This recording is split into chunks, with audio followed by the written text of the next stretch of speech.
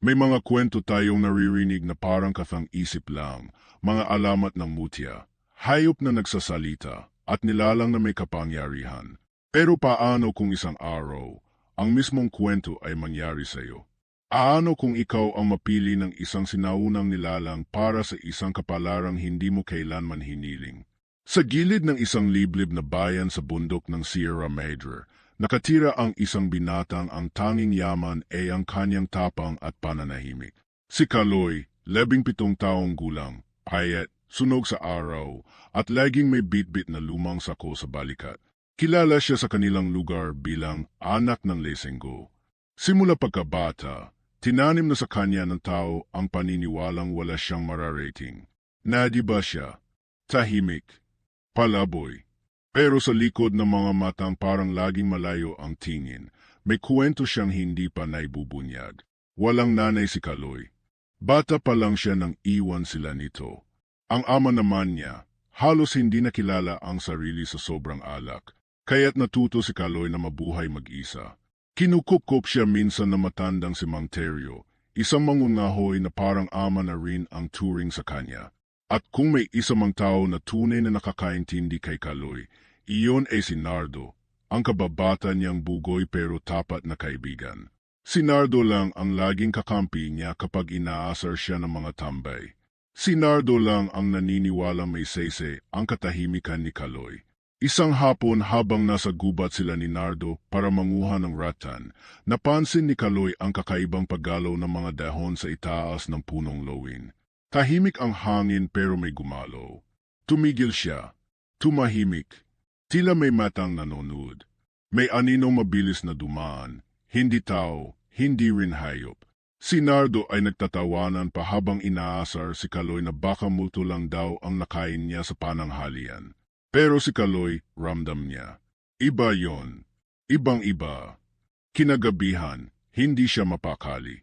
Habang ang buong baryo ay natutulog, bumangon siya at muling nagtungo sa gubat. Para bang may humihila sa kanya. Ang mga yapak niya, tila ginagabayan ng hangin.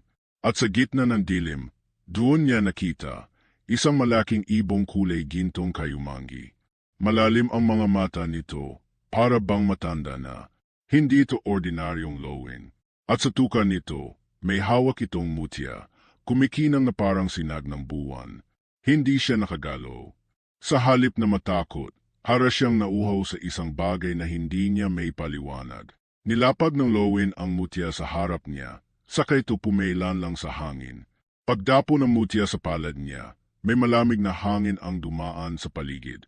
Sumabog sa tenga niya ang isang tunog, parang bulong ng daan-daang boses.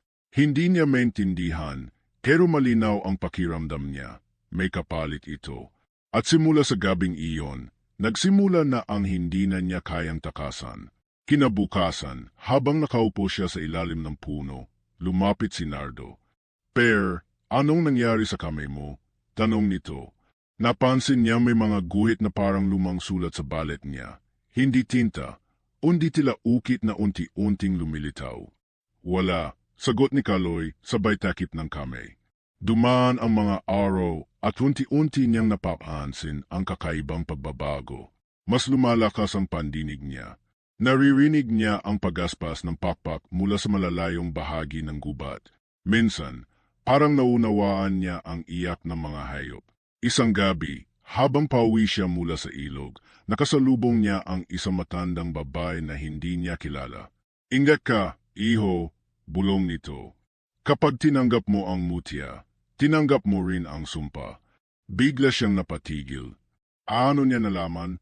Kinaumagahan, may isang bakwit na dumating sa baryo. Isang lalaki na galing daw sa kabilang lalawigan. Takot na takot ito. Ayon sa kanya, may mga batang nawawala sa mga baryo malapit sa kagubatan. Ang hinala na marami, may gumagalang aswang. Siyempre, si Nardo ang unang nagsabing baka gawa-gawa lang. Pero si Kaloy, ramdam niya ang pagkilos ng kung anong masama sa paligid. Isang gabi, habang umuulan, nagising si Kaloy sa isang panaginip. May nakita siyang babae, duguan, umiyak sa gitna ng kagubatan. Sa likod nito, isang nilalang na may balingkinitang katawan, mahaba ang kuko, at pulang maita. Habang papalapit ito sa babae, bigla siyang nagising. Awis na pawis siya. Ngunit nang tumingin siya sa bintana, nandoon ang babae. Basang-basa. Tila nanlilimos ng tulong. Dali-dali siyang lumabas. Ngunit paglabas niya, wala na ito. Sa lupa, may bakas ng mga paa, hindi paanan ng tao. At sa hangin, naramdaman niya ulit ang bulong. Mas malinaw ngayon, pumili ka, Kaloy. Alin ang ililigtas, ang kaibigan mo o ang kaluluwa mo? Hindi niya alam kung bangungot o katotohanan na ang lahat ng ito. Pero isang bagay ang sigurado, simula nang tinanggap niya ang mutya ng Lowin, may kapangyarihan siyang hindi niya hiningi. At may nilalang na gusto siyang gamitin. At habang natutulog si Nardo sa kabilang dulo ng kubo, hindi alam ng kaibigan niya, may isang pairs na mata na kanina pa nanonood sa kanila mula sa kadiliman ng gubat. Simula nang mapunta sa kanya ang mutya ng Lowin, nagbago ang mundo ni Kaloy. Hindi lang paningin niya sa paligid ang naging matalim, peti ang pakiramdam niya sa mga tao sa paligid ay tila lumalim, tumalim, tumitimbang ng bawat bulong, galaw at kilos. Ang mga mata ng mga kapitbahay niya, dati sanay na sa kanyang katahimikan, gayo'y tila may kabana. Arang may alam sila na hindi sinasabi. Arang bigla siyang naging iba sa paningin ng mga tao. Nagbago rin si Mang Teryo. Dati laging nakangiti, laging handang dumamay o magpayo. Pero nitong mga huling araw, tahimik ito. Iwas sa tingin. Parang may gustong sabihin pero laging naudlot. Hanggang sa isang gabi, nang mahuli siya ni Kaloy na nakatitig sa kanyang natutulog na katawan, pinisil siya ng matanda sa balikat at mahina itong nagsalita. Ikaw na nga ba? Anong ibig mong sabihin, Mang Teryo? Ngunit umiwas ito at umalis sa kubo. Dala ang kanyang lampara, iniwang nakabitin sa air ang tanong. Mula noon, nagsimula ng hanapin ni Kaloy ang sagot, hindi lang sa gubat kundi sa katahimikan ng kanyang nakaraan. Nagsimula siyang magtanong-tanong tungkol sa kanyang ina. Wala raw itong sinuman sa baryo. Bigla na lang nawala, parang usok. Pero isang matandang albularyo sa kabilang baryo, si Lola Basilia, ang nagsabing minsan daw may babaeng dumaan sa kanya noong gabing kabilugan ng buwan. Asan ang isang sanggol at duguan? Hindi siya tao, Kaloy, sabi na matanda habang dinudurog ang tuyong dahon sa kahoy na mangkok. May lahi kayong hindi dapat ginising. Pinilit niyang hanapin ang matandang albularyo, kinabukasan para tanungin pa ng buo. Pero pagdating niya sa kubo nito, wasak na. Basag ang mga bote, mga halamang nakalbo, at walang bakas na matanda. Ang sabi ng mga taga-baryo, bigla raw itong lumayas, pero si Kaloy alam niyang may mas malalim pa roon. Isang gabi, habang nagpapahinga siya sa ilalim ng puno ng balete malapit sa ilog, biglang lumamig ang hangin. Hindi normal na lamig. May amoy ito, maasim, parang nabubulok. Paglingon niya, may babaeng may mahabang buhok, maputla, at nakasuot ng damit na gawa sa dahon at sinulid ng gagamba. Sa una ay inakala niyang diwata, ngunit nang magsalita ito, parang boses ng dalawang nilalang na nagsanib. Ang dugo mo, hindi mo dapat itinanggi. Sino ka? Tanong ni Kaloy, habang kinakabig palayo ang mutya sa bulsa. Ako si Silab, tagapangalaga ng hangin. Alam kong hawak mo ang mutya, ngunit hindi ito basta regalo. Susi ito, at binuksan mo na ang pinto. Hindi niya agad naintindihan ang ibig nitong sabihin, pero ipinakita sa kanya ni Silab ang likod ng kanyang palad, at doon, unti-unting lumitaw ang hugis ng isang mata na gawa sa liwanag. Yan ang tatak ng gising. Isa ka sa mga pinili. Ngunit hindi lang ikaw ang gumising, kundi peti ang nilalang na kay tagal nang natutulog sa ilalim ng lupa. Anong nilalang? Tanong niya, nanginginig. Ang huling aswang. Ang pinuno ng lahat. Ang nilalang na minsan nang nilabanan ng mga mutya ng hayop. Ang leon, ang ahas, at ang lowin. Pero ikaw lang ang natirang buhay na tagapagmana. Nagkagulo ang isip ni Kaloy. Hindi niya maintindihan kung bakit siya, kung paano, kung totoo ba ang lahat. Para siyang nalulunod sa isang panaginip na hindi niya ginusto. Tumayo siya at napasigaw. Hindi ako bayani. Hindi ko to ginusto. Ngunit bago siya makaalis, iniabot ni Silab ang isang maliit na lalagyan. Isang luma, kupas na kabaka nayari sa takupis ng kabibi, may mga ukit ng sinaunang simbolo. Kapag dumating ang gabi ng itim na buwan, buksan mo ito. Pero wag mo itong bubuksan kung hindi ka handang mamatay. Pag-uwi ni Kaloy, tinago niya ang kabibi. Hindi niya alam kung anong laman nito at hindi pa niya kayang malaman. Ngunit gabi-gabi, naririnig na niya sa panaginip ang bulong ng nilalang sa ilalim ng lupa, malalim, mabagal at puno ng gutom. Hindi na rin siya tinatahimik ng mga tao sa baryo. Isang batang babae ang nawala habang nag-iigib sa sapa. Isang matandang lalaki ang natagpuang wala ng malay. May mga kalmot sa dibdib. At sa bawat insidente, ang mga mata ng mga tao kay Kaloy nakatingin. Nakakakita raw sila ng anino ng lowin sa bubong ng bahay mo. Bulong ng isang matanda kay Mang Teryo. Hindi yan normal, Teryo. Hindi yan tao. Nagsimula ng umiwas si Nardo. Deity, palaging nasa tabi ni Kaloy. Ngayon, madalang na silang mag-uusap. May binabago ka na, Kaloy. Sabi niya isang araw habang nasa tabing ilog sila. Parang hindi ka na ikaw. Ano bang ibig mong sabihin? Parang may parte sa iyo na lumalalim, na hindi ko na maabot. Parang may nilalabanan kang hindi mo sinasabi. Tumingin si Kaloy sa tubig. Sa refleksyon niya, may nakita siyang aninong tila may pakpak sa likod. Hindi tao, hindi ibon. At sa gilid ng tenga niya, narinig niyang muli ang bulong. Bumalik ka sa gubat, Kaloy. Naghihintay kami. Nais niyang tumakbo, tumakas, limutin ang lahat. Pero alam niyang hindi na siya pwedeng umatras. May tinanggap siyang hindi may babalik.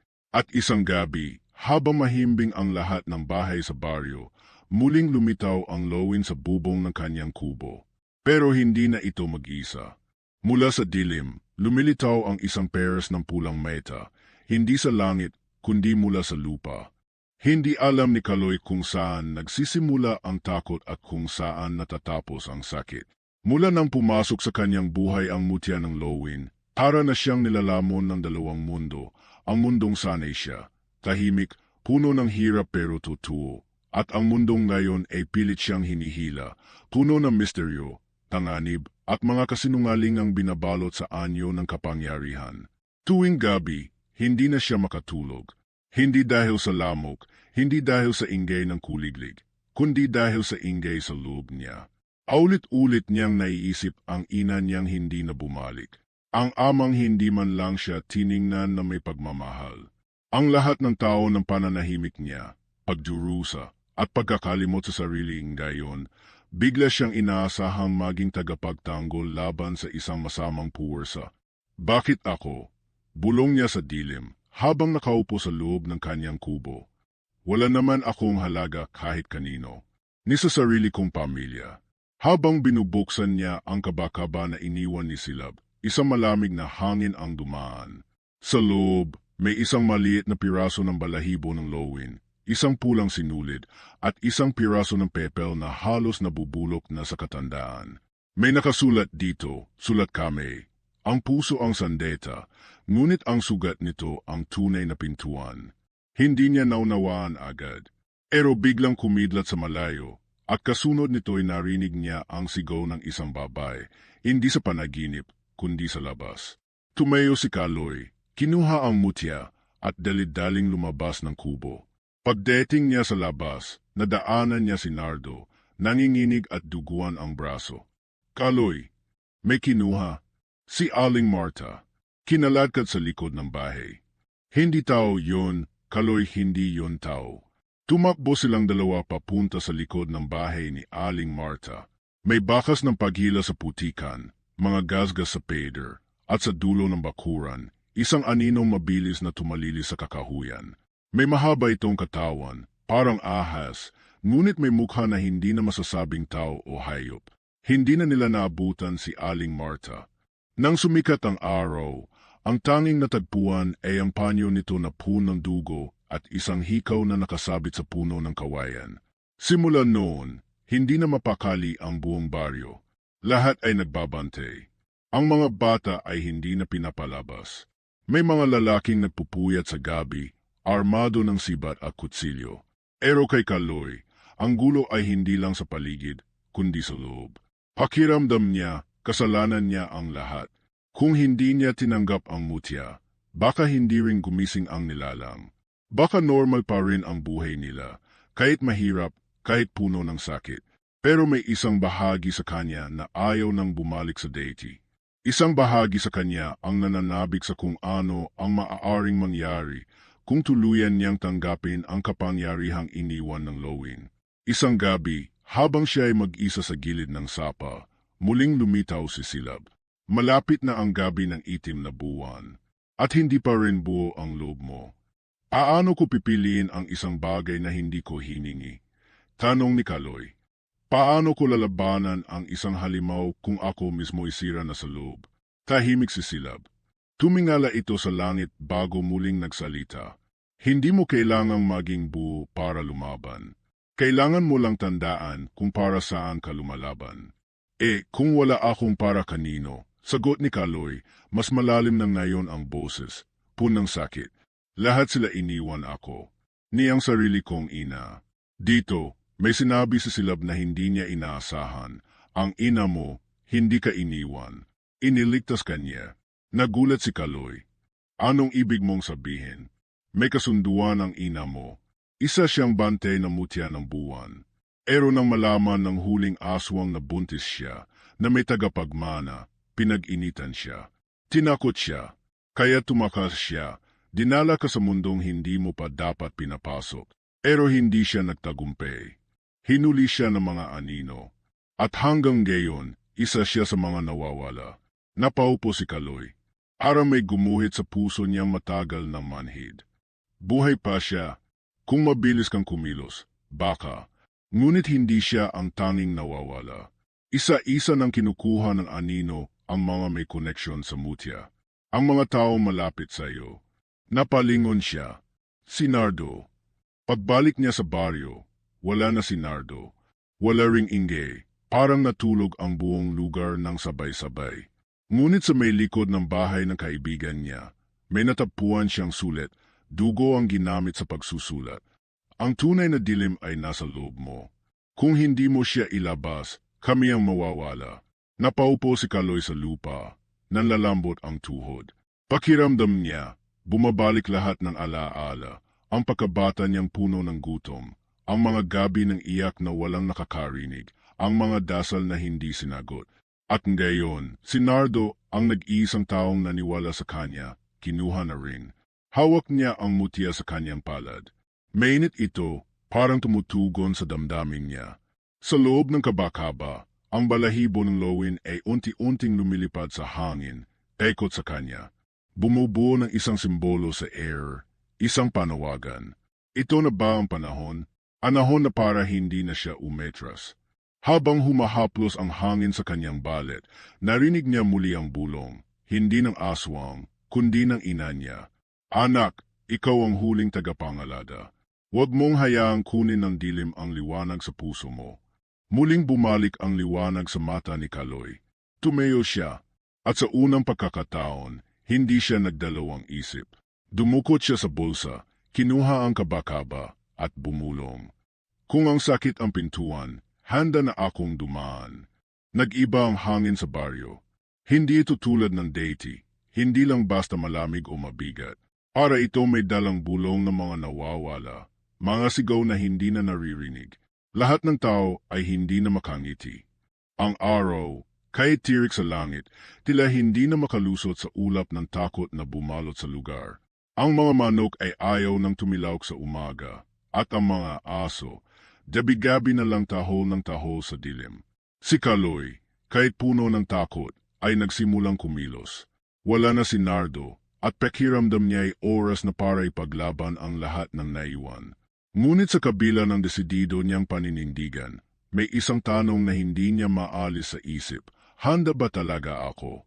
Sa tabi ng sapa, sa ilalim ng mga ugat ng punong balete, tinuruan siya ni Silab kung paano gamitin ang mutya. Ang mutya ay hindi sandeta na basta mo lang iwawasiwas. Wika ni Silab. Ito'y salamin ng loob mo. Kung takot ang dala mo, takot din ang lalabas. Kung galit, galit din ang mamumuno sa'yo. Inilit ni Kaloy na ituon ang isipan. Inikit niya ang mga mata habang hawak ang mutya. Ngunit imbes na liwanag, itim na usok ang lumabas sa palad niya. Itim, mabigat, parang usok ng sinunog na alaala. Napasinghap si Silab. May lamat ang puso mo.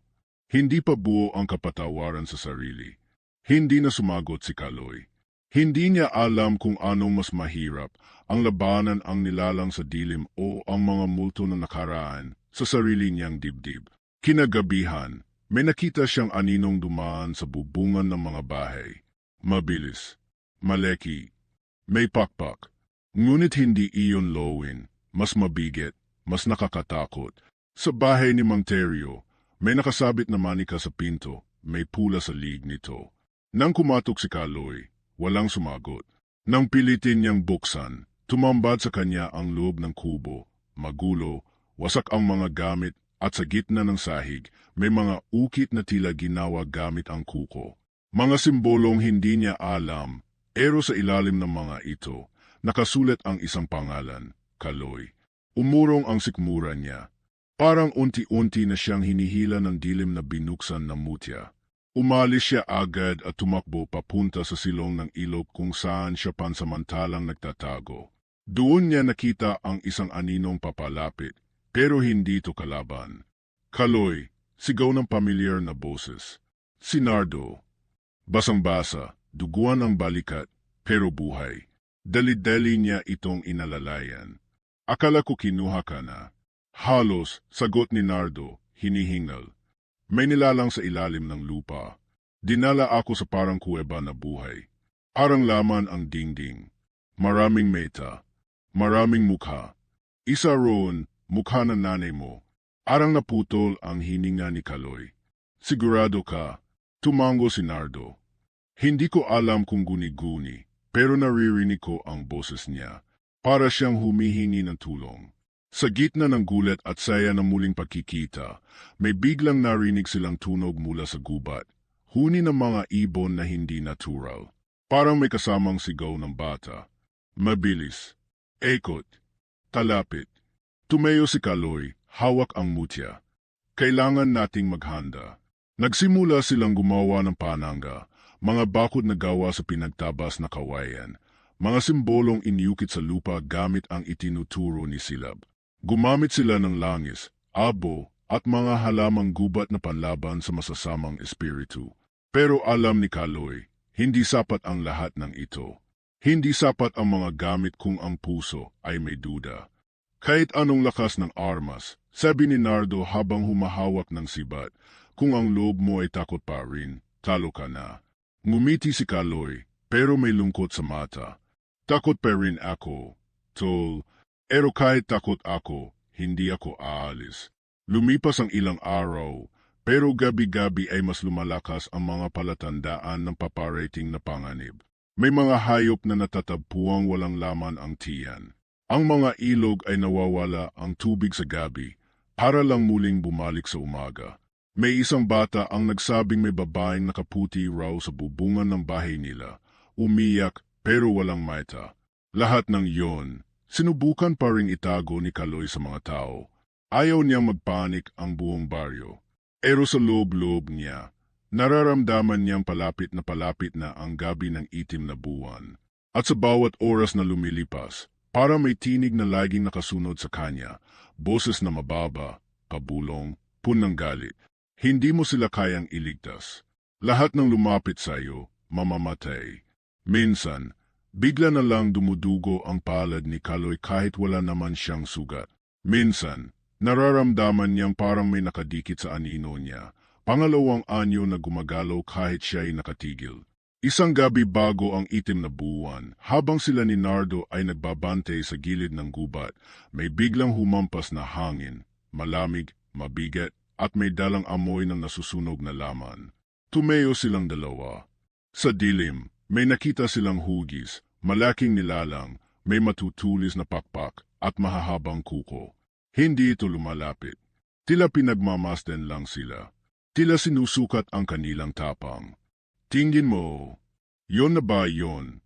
Tanong ni Nardo, halos hindi makalunok. Hindi pa, sagot ni Kaloy, mariing hawak ang mutya. Tingin ko, padala pa lang yan. Panimula pa lang.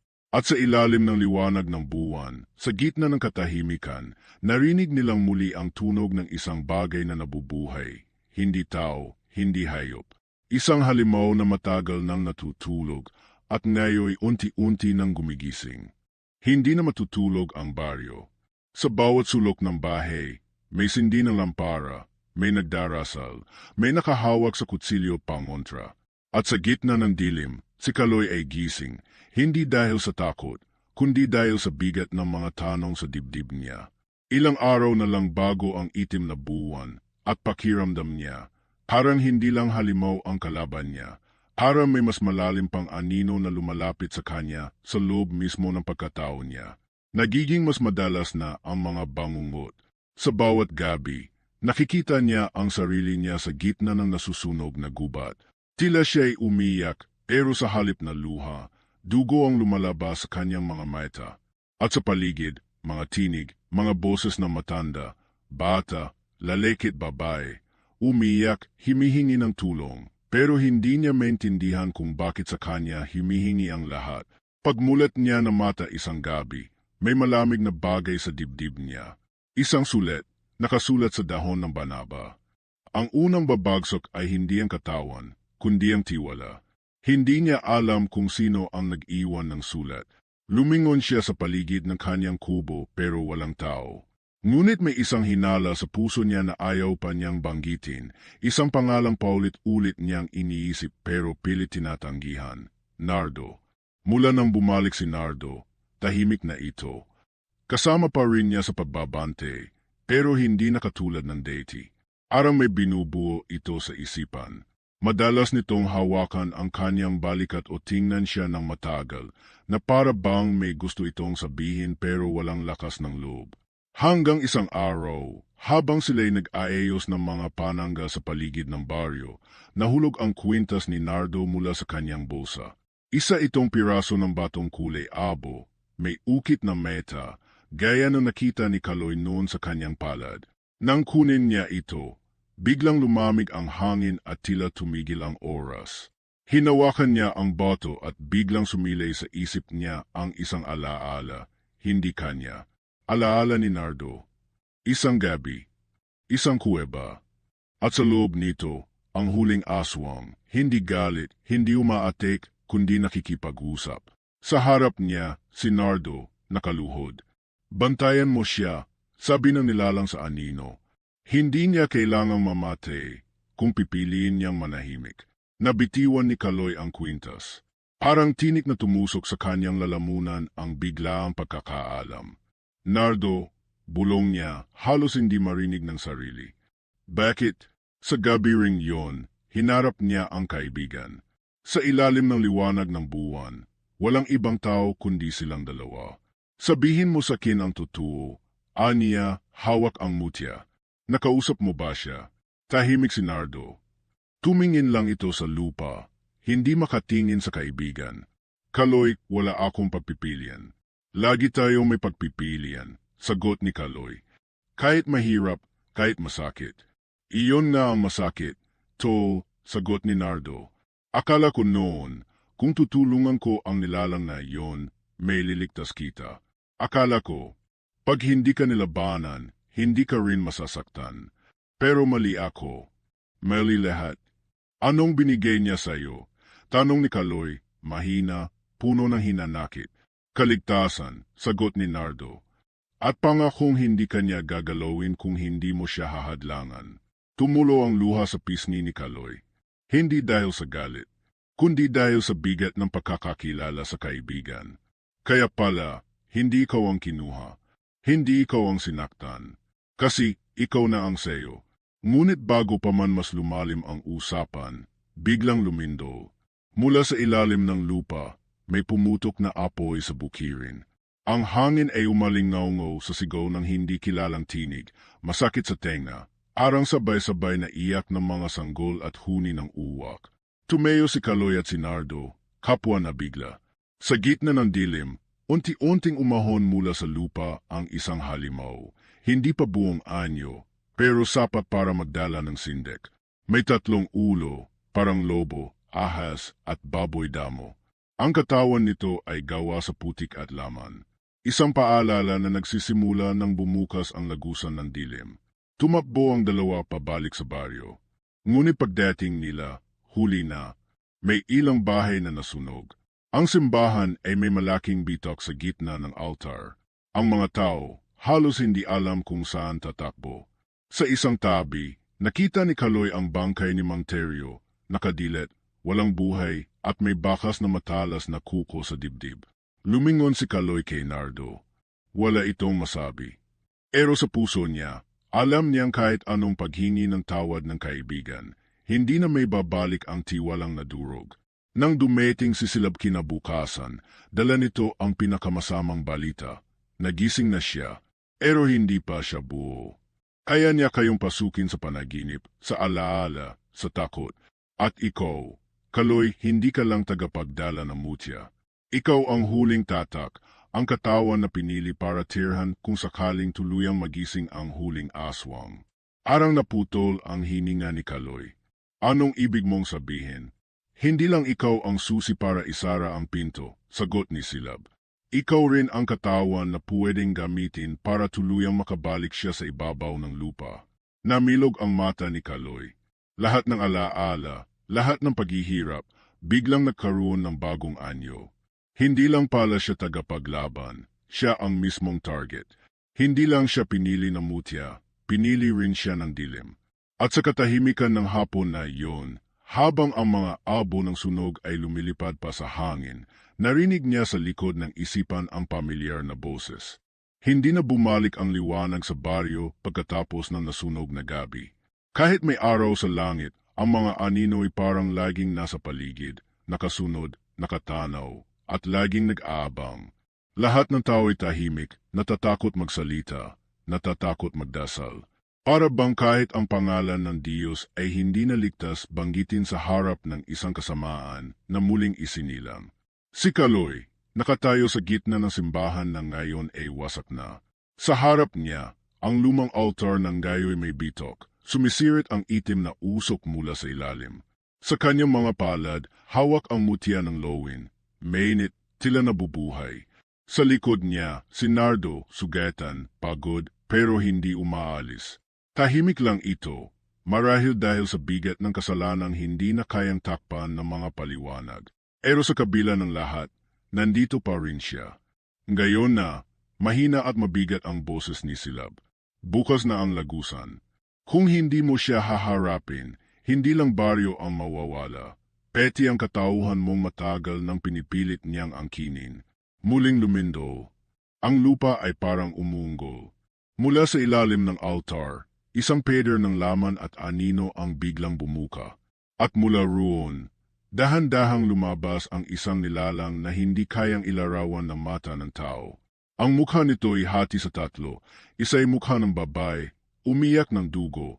Isa'y mukha ng matandang lalaki, nanginginig sa galit. At isa'y mukhang walang laman, pero may mata na kilala ni Kaloy. Mata ng sarili niya. Matagal kitang hininte. Sabi ng halimaw, ang tinig nito'y parang pag-ikot ng libong palakol sa hangin. Mula sa sinapupunan ng ina mong takas, hanggang sa unang hakbang mong mag-isa sa gubat, lagi kitang sinusundan. Hindi ako iyo, sagot ni Kaloy, nanginginig pero nakatayo. Hindi ka akin. Ako ang nilalang sa likod ng bawat gabi mong umiiyak.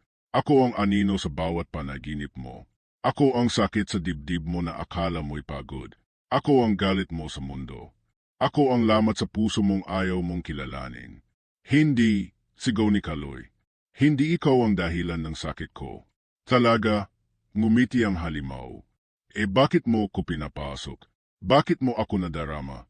Dahil ikaw at ako, iisa. Himakbang ang halimaw, at sa bawat hakbang, ang paligid ay naluluso, ang mga upuan sa simbahan, ang bubong, ang mga larawan ng santo. Lahat ay natutupok sa anino. Biglang tumakbo si Nardo, hawak ang sibat at sinugod ang nilalang. Kaloy, ngayon na, Tumakbo ka. Ngunit bago pa siya makalapit, isang kumpas lang ng kamay ng halimaw at tumilapon siya. Bumagsak sa dingding, walang mali. Hindi mo siya ililigtas sa akin, bulong ng nilalang. Pero may paraan. Hayaan mong pumasok ako sa katawan mo. Sa'yo, makakabalik ako. Sa'yo, matutupad ang lahat. Kapag pinayagan kita, anong kapalit? Tanong ni Kaloy. Pawis at luha ay makahalong dumadaloy sa kanyang mukha. Kapayapaan. Wala ng laban. Wala ng sakit. Wala ng mag-iiwan sa'yo. Wala ng gutom. Wala ng takot. Arang bumagal ang paligid. Sa isang iglap, naalala ni Kaloy ang lahat. Ang gabi ng pagkagutom habang tinatanong ang amang walang pakialam. Ang pag-iyak habang kinakausap ang buwan na hindi naman sumasagot. Ang mga tanong niya sa hangin na walang dumarating na sagot. Lahat ng yun, parang iniaalok na ngayon ng halimaw na wakasan. Ngunit sa gitna ng katahimikan, may narinig siyang tunog, mahina, basag, pero pamilyar. Boses ni Nardo. Kaloy, ikaw, yen, hindi siya. Pumikit si Kaloy. Hinawakan ang mutya. At sa sandaling iyon, hindi galit ang kanyang inalala, kundi mga munting alaala. Si Nardo na minsang ipinagtanggol siya sa mga tambay. Si Manterio na nagturo sa kanyang gumawa ng bitag. Ang ina niyang yakap siya sa huling gabi bago siya iniwan. Lahat ng tunay. Lahat ng totoo. Hindi ako perpekto, sabi ni Kaloy, dahan-dahan nang naglalakad palapit sa nilalang. May sugat ako, may takot ako, may galit ako, pero hindi ikaw ang sagot. Tumili ang halimaw at ang paligid ay halos kumuho. Ngunit sa halip na umatras, itinaas ni Kaloy ang mutya at isinubsob ito sa kanyang sariling dibdib. Sumiklab ang liwanag, hindi maputi, hindi mainit, kundi malinaw, malamig at tahimik. Isang liwanag na parang yakap. Isang liwanag na hindi galing sa kapangyarihan, kundi sa pagtanggap. Tinanggap ni Kaloy ang lahat ng sakit, lahat ng kahinaan, lahat ng hindi kayang ipaliwanag. At sa pagtanggap na iyon, ang anino ay unti-unting nawawala. Ang halimaw ay sumisigaw, umiyak pero parang wala na itong mahawakan. Hindi mo ako pag-aari, bulong ni Kaloy. Hindi mo ako kailanman naging iyo. Sumabog ang liwanag. Pagmulat ni Kaloy, ang simbahan ay giba. Ang lupa ay basag. Si Silab ay nakaluhod sa tabi ng isang katawan. Si Nardo, walang buhay, pero may ngiti sa labi. Hawak pa rin nito ang kwintas na bato na deity, simbolo ng kasunduan. Ngayon, ito'y basag na. Lumapit si Kaloy, lumuhod sa tabi ng kaibigan. Patawad, bulong niya. Dahil sa akin, hindi, sabi ni Silab, mahina. Dahil sa kanya, natapos ito. Hindi mo siya nawala. Iniligtas kanya sa sarili mong dilim. Ngunit habang sila'y tahimik sa loob ng simbahan, sa ilalim ng mga bitak ng lupa, may narinig si Kaloy. Isang boses, mahina, nagmumula sa kailaliman. Tahimik ang baryo matapos ang lahat. Parang huminga ulit ang lupa. Wala ng usok, wala ng anino, at ang simoy ng hangin ay hindi na kasing bigat ng deity. Pero hindi ibig sabihin ay wala ng sugat. Ang katahimikan ay may kasamang lungkot, tulad ng katahimikang sumasama tuwing may isang taong mahal na hindi nababalik. Si Kaloy ay nakaupo sa gilid ng bangin, doon sa paborito nilang tambayan ni Nardo noon. Nakatingin siya sa malayo, sa gubat na minsang naging taguan ng takot at lihim. Sa kamay niya ay hawak ang basag na kwintas ni Nardo, ang natitirang alaala ng kaibigang naging tulay sa pagitan ng dilim at liwanag. Wala siyang sinasabi, wala siyang iyak, pero sa bawat paghinga niya, ramdam ang bigat, bigat ng pagpili, ng pagkawala, ng pagbabago. Dumating si Silab, dahan-dahan ang hakbang. Wala na ang anyong tila diwata. Mukha na lang siyang isang matandang pagod, pero may mga mata pa ring puno ng alam at lungkot. Hindi lahat ng laban ay natatapos sa liwanag. Bulong nito habang umupo sa tabi ni Kaloy. Minsan, dala pa rin natin ang anino. Hindi sumagot si Kaloy. Tiningnan lang niya ang langit. Nagbago ka, degdeg ni Silab. Hindi dahil sa mutya, kundi dahil pinili mong tanggapin ang sugat mo. Pero kapalit si Nardo, mahina ang boses ni Kaloy. Di ba dapat masaya ako? Nanalo. Ligtas ang baryo. Pero bakit parang mas mabigat pa rin sa dibdib? Dahil hindi lahat ng tagumpay ay may kasamang ngiti. Minsan, ang kabayaran ng liwanag ay ang mga taong naging ilaw sa dilim. Bumaba sa baryo si Kaloy kinabukasan. Tahimik ang mga tao, parang hindi alam kung dapat ba siyang lapitan o iwasan. Hanggang si Aling Rosa, ang matandang nanay ni Nardo, ang unang lumapit. Hinawakan ang kamay ni Kaloy, walang salita, pero sa pagkakahawak na iyon, ramdam ang pagtanggap, ang pag-unawa, at ang pagpapatawad. Muling naayos ang simbahan. Muling bumukas ang paaralan. Unti-unting bumalik ang sigla ng baryo, pero hindi na ito pareho. May bakas ng alaala sa bawat sulok, alaala ng dilim, at ng mga taong di na muling makikita. Minsan, habang naglalakad si Kaloy sa palengke, may batang lumapit sa kanya. Ikaw po ba yung may mutya ng lowin? Inosente ang tanong nito. Totoo po ba yun? Ikaw po ba ang lumaban sa aswang? Ngumiti si Kaloy, pero hindi sagot ang binigay niya. Bakit mo gusto malaman? Para po kung dumating ulit ang dilim, alam ko pong kaya nating labanan. Napangiti si Kaloy ng tuluyan. Hindi dahil sa tanong, kundi sa pag-asa sa mata ng bata. Lumipas ang mga buwan. Sa loob na maliit na kubo na pinamana ng kanyang ina, binuo ni Kaloy ang isang maliit na silid para sa mga bata ng baryo. Doon, nagtuturo siya ng mga alamat ng kabutihan, ng katapangan. Hindi para lumikha ng mga mandirigma, kundi para itanim ang lakas ng loob sa puso ng bawat bata na sa kahit anong anyo ng dilim, may liwanag na lalaban. Minsan, dumadalaw si Silab. Minsan, tahimik lang silang magkasama. Minsan, binibigyan siya ng panibagong kaalaman tungkol sa mutya. Hindi para sa kapangyarihan, kundi para sa pag-unawa, na ang tunay na laban ay hindi lang sa labas, kundi sa loob. Isang gabi, habang nag-iisa si Kaloy sa kubo, may narinig siyang mahina, isang bulong, isang hangin na parang tinig ni Nardo. Tol, ayos ka lang diyan? Napapikit siya. Ayos lang ako. Bulong niya, namimiss lang kita. Hindi ako nawala. Tol, nandito lang. Sa bawat desisyong tama, sa bawat batang natutong huwag matakot, nariyan ako. Napangiti si Kaloy at tumulo ang luha. Hindi lahat ng kwento ay may masayang wakas. Pero ang tunay na tagumpay ay hindi sa pagkakapanalo lang, kundi sa kakayahang magpatuloy kahit masakit. Si Kaloy ay hindi na yung batang tinanggihan ng mundo. Isa na siyang simbolo ng pag-asa, ng paninindigan, at ng kabutihang kayang lumaban kahit sa pinakaitim na gabi. Ang mutya ng lowin ay nanatiling tahimik sa kanyang dibdib, hindi na bilang kapangyarihan, kundi bilang alaala. Alaala ng isang laban na hindi niya pinili, pero tinanggap. Alaala ng isang kaibigang handang magsakripisyo. At alaala ng isang batang minsang takot, pero natutong harapin ang sarili. At sa huling gabi bago dumating ang bagong taon, tumayo si Kaloy sa gitna ng baryo. Tumingin sa langit, huminga na malalim. At sa dilim ng gabi, isang liwanag ang biglang dumaan sa kalangitan, isang lowin, hugis sa ulap, na dumaang mabilis, ngunit iniwan ang langit na mas malinaw kaysa kailanman.